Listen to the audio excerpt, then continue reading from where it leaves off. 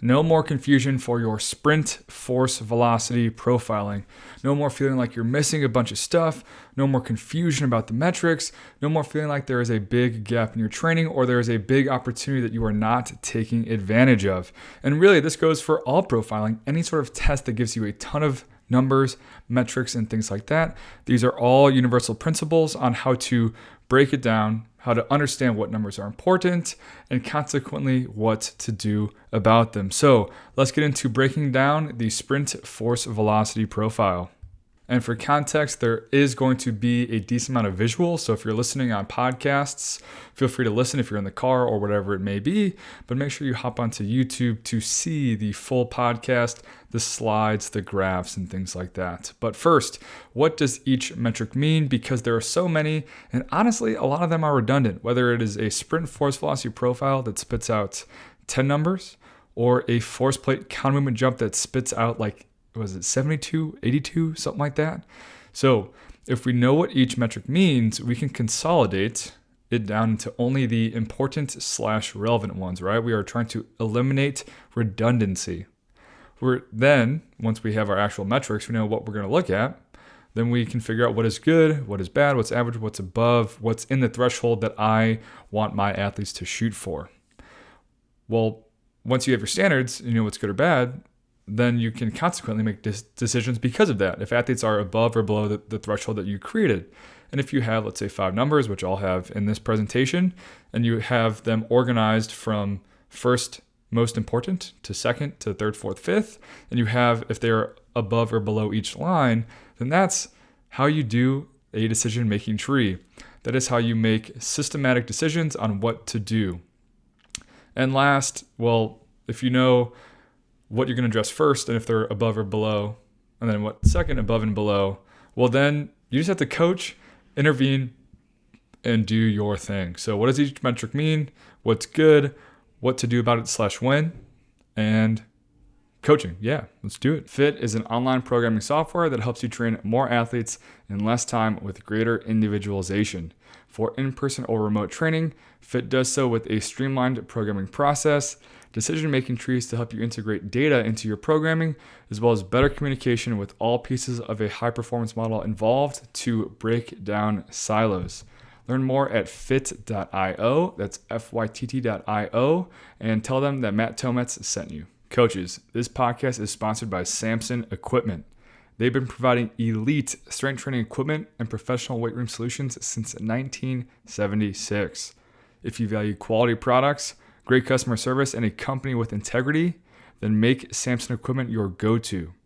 Visit them at samsonequipment.com, that's SAMSON Equipment, and let them know that Matt Tomets sent you. So these are the 10 numbers, and I just have a majority of my experience on the 1080 sprint. So this is what a 1080 sprint force velocity profile looks like. Just a sprint on 1 or 2 kilograms to 30 plus 40 yards. And these are the numbers that it spits out. So we have max velocity, or Vmax. This is in meters per second, which is just the max velocity that they actually ran. So it's not really a formula for that, but this is a peak measurement that happens at the end of a sprint. And for all these metrics, I'm going to go through what it's called, what it is, the formula, and then kind of how it's measured. We have V0. So this is a different type of max velocity, but this is a predicted or calculated max velocity. And this is basically just an intercept. So not to get too mathy, but you plot force and velocity on the Y and the X axis respectively. And then when there's no force, that's when velocity is the highest. What is that? So that is a predicted measurement. It's not a peak because it's not when they actually ran, it's just predicted. Next, we have momentum, and this is in kilogram meter second, and that's how this is calculated, velocity times body weight. And I actually looked up what the difference between momentum and inertia was because I was a little bit confused. And again, I have to know what the number actually is, what it means, so I can consequently figure out if it's important to me or not, how to describe it to the athletes and things like that. And momentum is defined as the resistance needed to change motion. So just think, big offensive or defensive linemen, when they're cooking, how much energy is needed to change their, in this case, sprinting speed. Okay. So that is also a peak because the most momentum you can have if your body weight stays the same, I'm assuming throughout the course of a sprint, is when your velocity is the highest. So this is a peak momentum that you achieve. Tau, T-A-U, this is an acceleration constant. And again, this is one of those ones where it's like, I couldn't even tell you really what it is or anything more in depth from acceleration constant. And from what I found on the internet, it's max velocity divided by max acceleration, which I guess makes sense, maybe. Or this can also be calculated at 63% of Vmax. So I guess what your acceleration is when you're at 63%. So who knows? Honestly, I'm not going to use this metric. I'll get to that later, a little foreshadow. But again, it's like there's this metric that we're leaning into potentially. And, this athlete's higher or lower. But it's like I can't even put my finger on what it actually is. We have T90 in seconds. Very simple. Time to 90% of your peak velocity. And this is measured at 90% of your max velocity. We have D90. This is the distance to 90% of your peak velocity, max velocity, and this is measured at 90% of your max velocity. Pretty simple. T90 and D90. There is force zero or max force. This is in newtons per kg, so it's a relative number. And this is body weight times acceleration, or force times acceleration, F equals ma, divided by body weight. And this is instantaneous. This is basically at the first instant of the sprint. That is when the acceleration is the highest. We have max power, Pmax. That is watts per kg. So again, another relative number. And this is where it's important to say, hey, how is this actually calculated and actually defined? And I figured out all of these by going to JB Marin's Excel sheets, where back before 1080 did this automatically, you had to copy and paste. I'm so glad these days are behind me and 1080 as well, where you would copy and paste the raw time or distance velocity or time velocity, whichever, just raw spit out of their speed. And the 1080 measures at 330 hertz, so 330 times in 1 second. It is calculating their speed, force, power, time, distance, all of those things. And then you would hit, some fancy solver that took me way too long to figure out how to do, and then it would basically do all these things. So in that sheet, I would just double click, so the formula would appear in Pmax, and then I would, I did the same for force zero and things like that. So Pmax, max power, is force zero or max force, so the one I just described, times V0, so their max velocity, divided by 4. Don't ask me where that comes from. All divided by body weight, again, because it is a relative number. So to phrase that again, we have V0 already.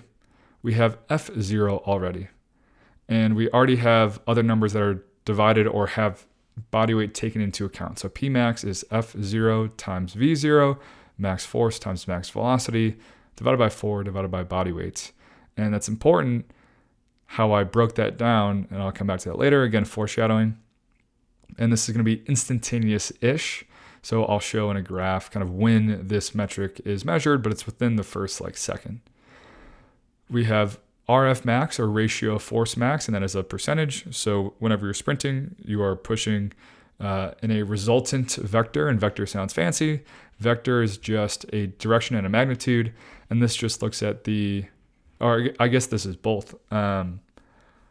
The resultant, or the ratio force, so how vertical are you pushing versus how horizontal, and we know if we're increasing speed or if you're creating force that way, that you're also pushing the opposite way, right? If you're pushing backwards, then it's pushing you forwards. So this is the horizontal, what percent of your total force is horizontal at 0.30 seconds. So relatively instantaneous, basically within the first or the 0 step, depending on what you call, going from the start into your first kind of knee drive.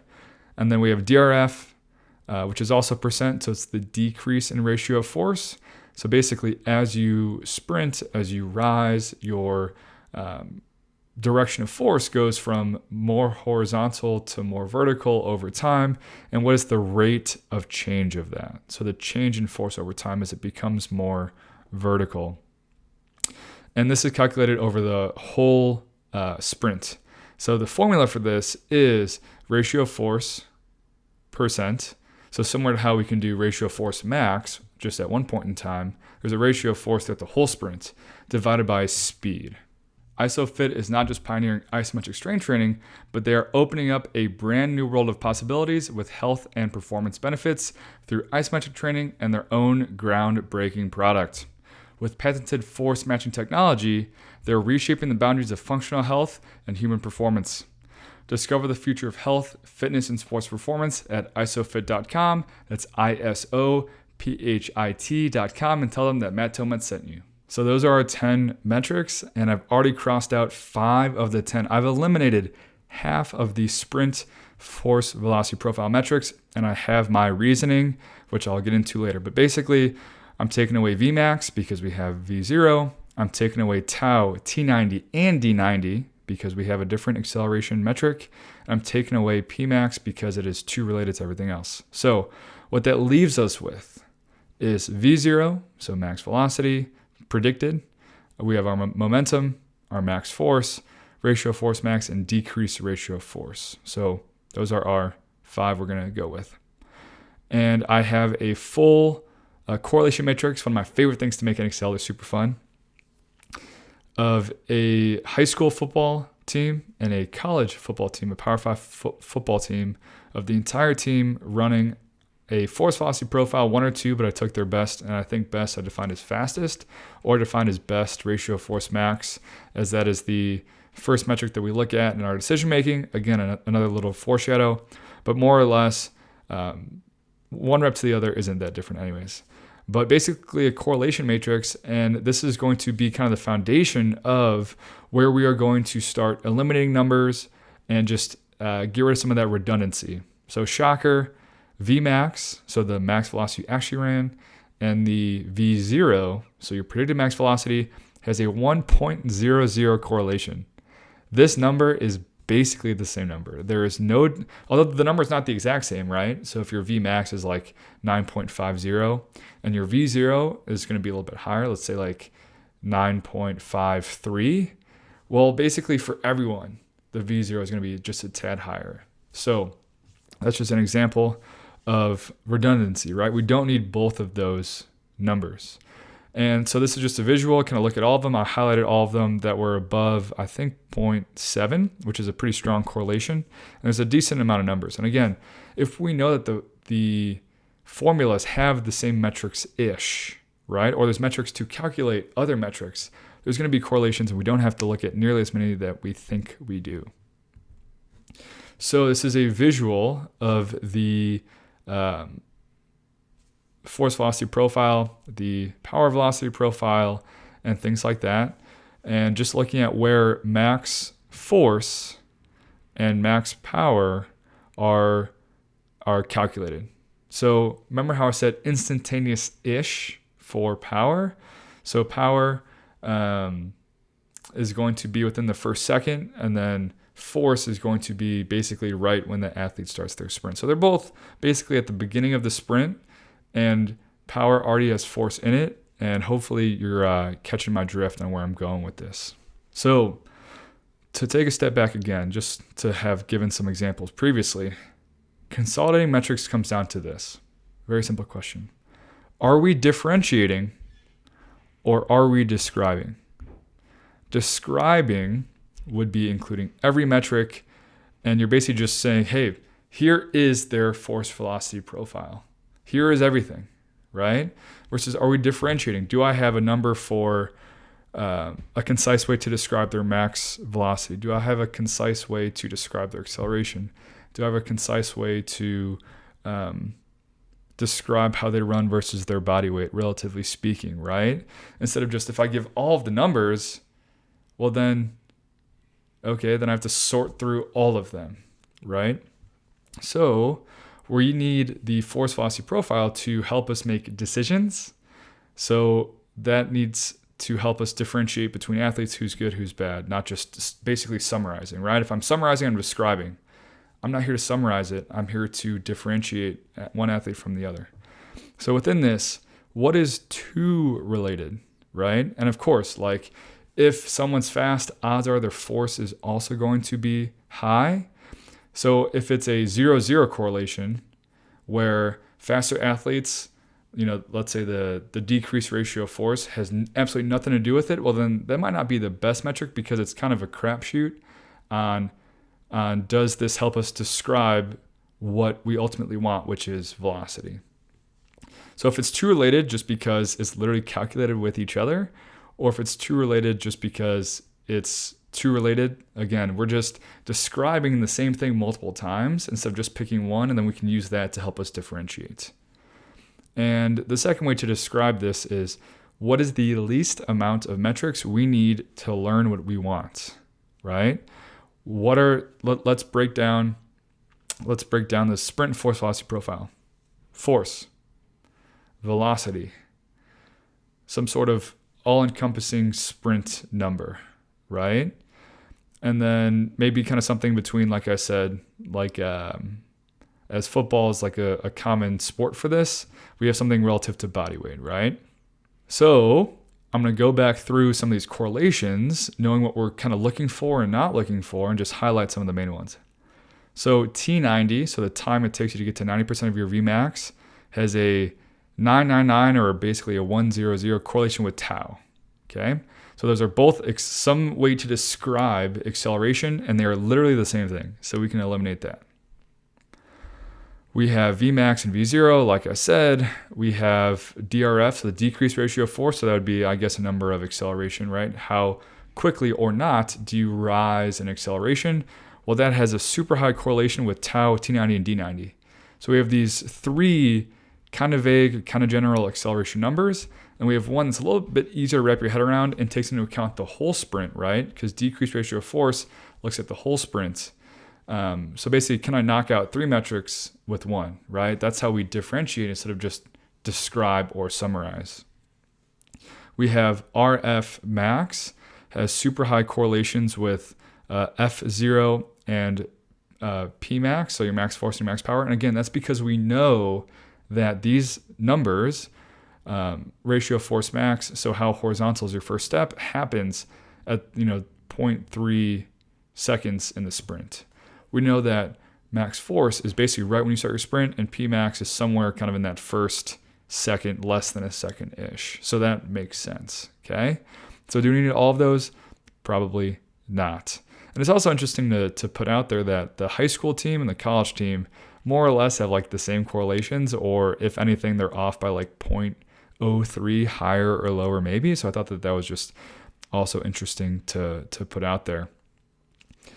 And also, again, what's not correlated? So can we differentiate? Can we describe different things, right? So the correlation between momentum is, it's actually different for the college and the high school. This is interesting. V0 and momentum for college was negative 0.5. So basically the faster people are way faster and the slower people are a little bit slower, versus V0 and momentum was 0.3. So these are not strong correlations, but if you were bigger in high school, odds are you were also a little bit faster. So just to say that like momentum doesn't mean that you're necessarily faster. So that's why we can differentiate using those two numbers. So I'm not going to go cell by cell. If you're on YouTube, which I hope you are, you can pause this, kind of take a peek, and I put some boxes in red around kind of the main ones. So also when it comes to consolidating metrics, we have to understand what is the ultimate end goal, because these metrics are calculated usually in different ways and they can describe different things.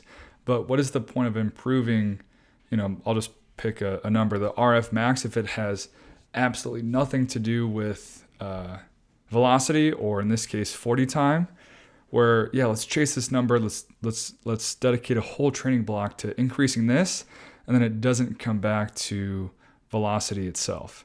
So I'll just have some examples, so Vmax, which is super correlated with V0, which is super correlated with 40 time, because the 1080 force velocity profile spit out a projected 40 time. These were all 30-yard sprints. So velocity in 40 has a negative 0.96 correlation. So the faster you are, the slower your 40 time, almost one to one. So looking at max velocity, more or less, can be interchanged with 40. So I took the top 10 high school velocities, I took the top 10 college velocities, and I compared them to how they ranked. If you were the first, you had the highest max velocity, that was a 1. If you had the second highest, let's just say tau, then you got a 2. So these numbers on screen are basically how do they rank. There was 52 high school kids, and then I forgot how many college, probably somewhere in the 50s as well. So it's interesting, the D90 and the T90. So again, those numbers are just the distance when you hit 90% of your Vmax and the time it takes you to hit 90% of your Vmax. Don't take into account how fast you actually are. And I'll use another example. So the EUR, the eccentric utilization ratio, I had a super nice 3-part series on my Patreon, which you should go check out, where it's a ratio, right? This is basically a ratio. It's a percent. So with your hands on your hips, let's say you jump 11 inches, which is just low, but we'll just say 11. And when you have your hands on your hips and you pause at the bottom and then you jump, you should get 10. So basically it's a 1.1 ratio. That's the goal. So another way to put that is, hey, let's try to jump 22 divided by 20. That would be a pretty respectable score. So if someone was at the 11 divided by 10, well, technically they got the same ratio, but they jumped only half as high. So what's interesting is for the velocity max, top 10, well, we basically have the bottom 10 for D90, T90, and tau. Actually, the slowest athlete for all of the high schoolers had the second best D90 and the second best T90 and the second best tau. So what that's saying is their max velocity is so low that they were able to achieve 90% of that very fast in a very short amount of time. And on the flip side, what's actually on screen, because I ran this both ways, what's actually on screen is that the second fastest athlete had the worst D90, the worst T90, and the worst tau. So their max velocity is so high that it takes them a while to get to 90% of it, both distance-wise and time-wise. And then the fastest athlete was in the high 30s and even in the 40s versus, so those are our 3 acceleration quote-unquote metrics, D90, T90, and tau. But I also put in there DRF. So the decrease ratio of force, how much do you kind of rise from horizontal to vertical as you sprint?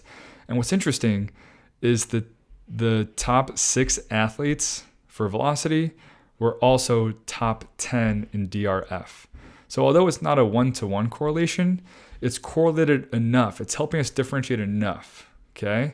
So it's helping us describe qualities of fast people without just saying, this is the exact same thing as saying they are fast. Hopefully that makes a little bit more sense. So we want things that are closer than not, but not super close, right? That's where the differentiating is. What qualities go into being fast that aren't fast itself? So that's why D90 and T90 don't take into account how fast the athlete actually is. Tau isn't an absolute number and it's not a relative number. So again, I don't even know how it's calculated, to be honest. And DRF has a super high correlation to those numbers anyways.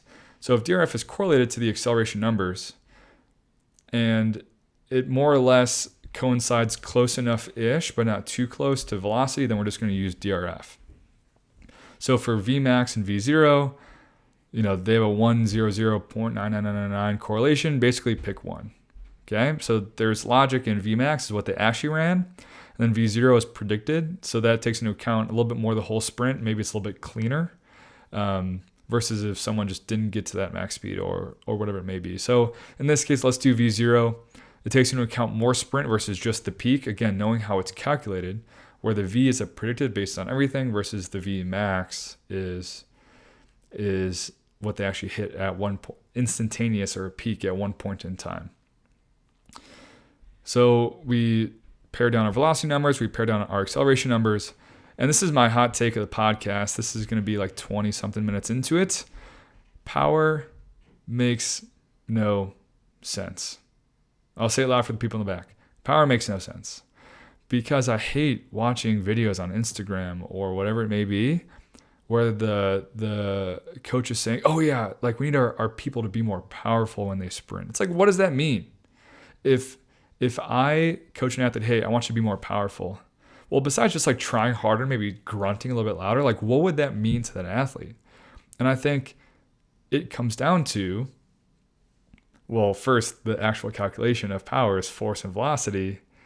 Well, if you said be more forceful, well, am I going to hit the ground harder? Or again, like tense, hard, like how can the athlete rationalize being more forceful? Well, if we look at force is mass times velocity, or mass times acceleration, well, their mass is going to stay the same, and acceleration is rate and velocity over time.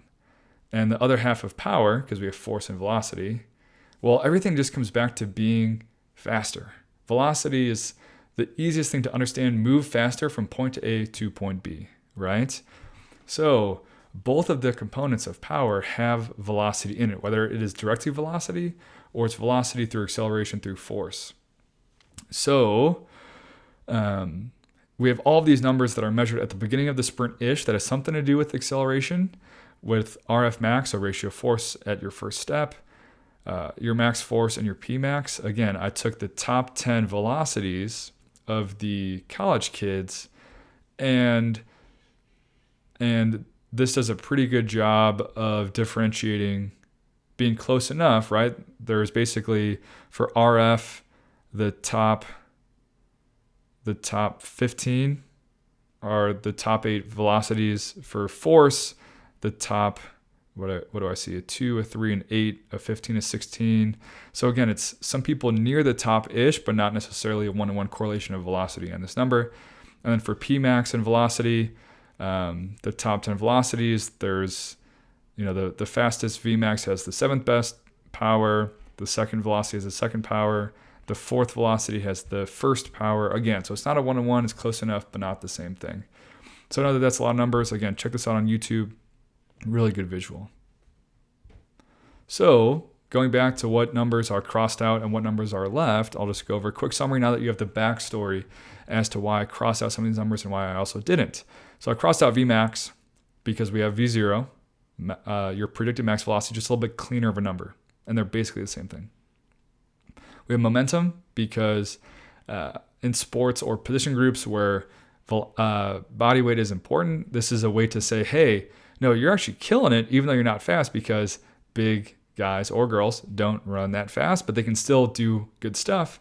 And that takes this into account, right? Or if there is a developmental athlete, even if they're not trying to get big, well, if you're trying to put on weight, but your velocity stays the same, that's actually great. Your momentum went up, right? You can get better without only getting faster depending on the sport, because body weight and putting on size is a goal for some sports. I crossed out tau, T90, D90 because they don't take into account how fast the athlete actually is. It's almost too relative, and it's literally the exact opposite. The fastest people had the worst T90, D90, and taus, and then the flip. And we have an acceleration number of kind of DRF, and that takes into account the entire sprint. And then we have kind of the 3 metrics, we'll just call them kind of first step metrics of max power, max force, and ratio force max. And I'm just going to cross out P max because it literally has F0 and V0 in the actual equation. So again, it's not telling us anything different, it's just repackaging what we're already looking at. So maybe that's a better way to describe, are we differentiating versus describing? We're just describing their force and velocity in just a different way. And then RF max, it's an easier number to understand. Just straight up, how horizontal are you going on your first step? So that's our 5, and that's also our not 5. So, like I said, this all has to come back to the end goal, right? What's the point of increasing your force if it doesn't also come back to making you run a faster 40 or your velocity is also faster? So I looked at the correlation of these numbers to also their 10 time, their 20 time, and their 40 time.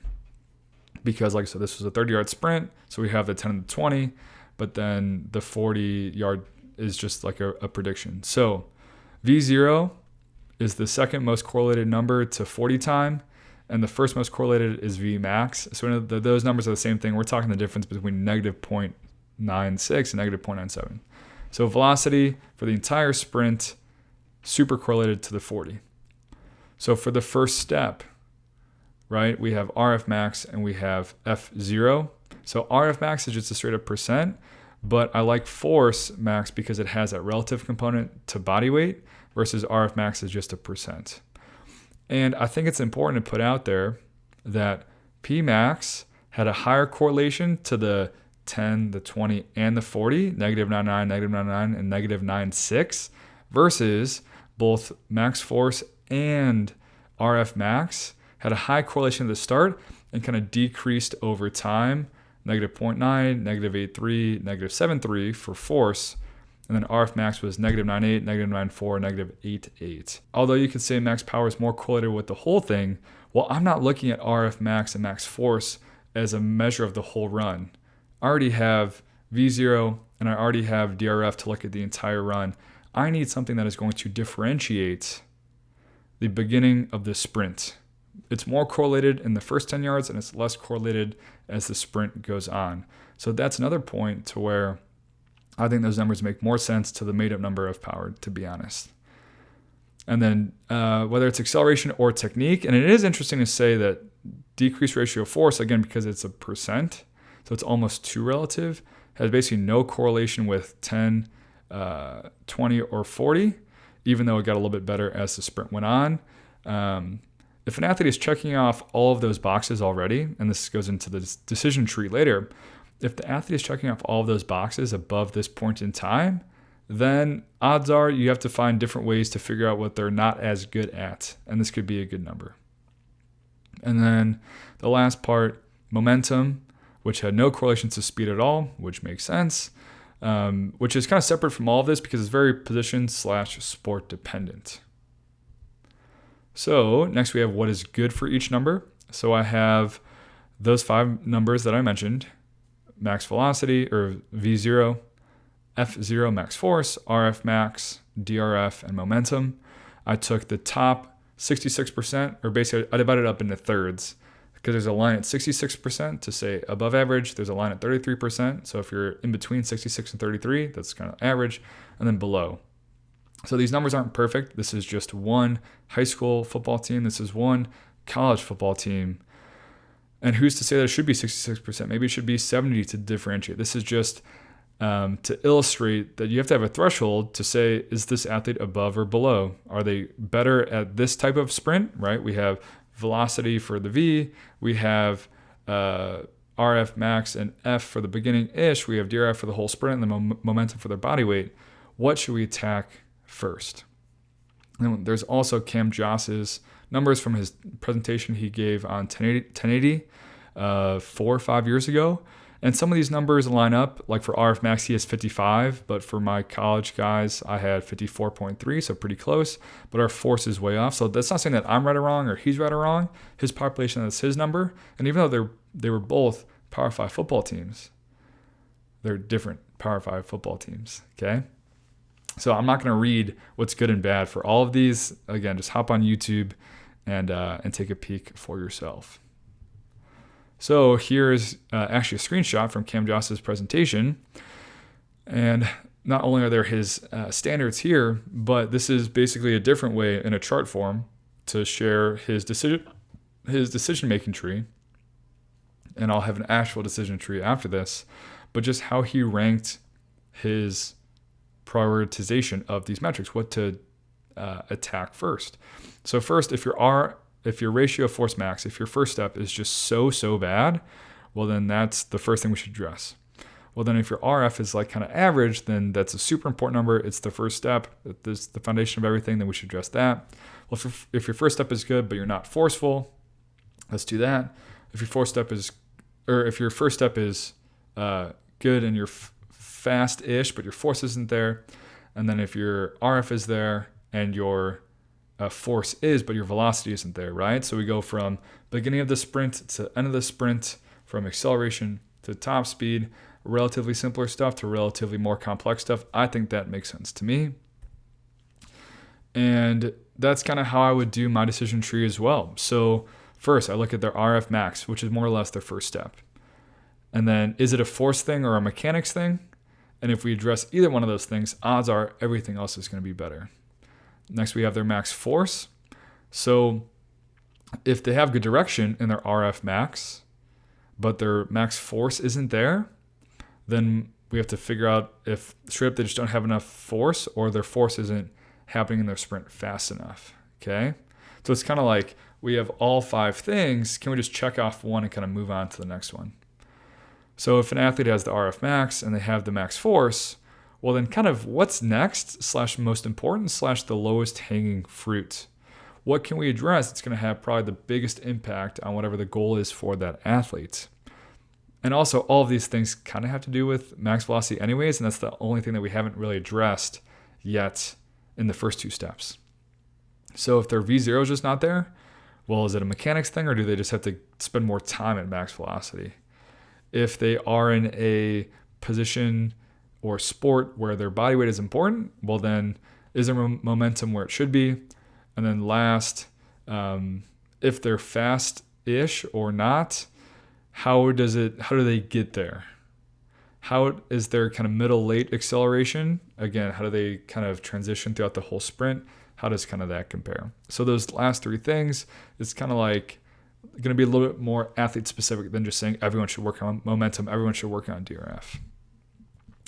So once we know what to address first, well then as a coach, you have to know why it's bad. So do they either need more force, faster force, or a better direction of force? And then how to fix it. Once you know what it is, you can put your finger on it.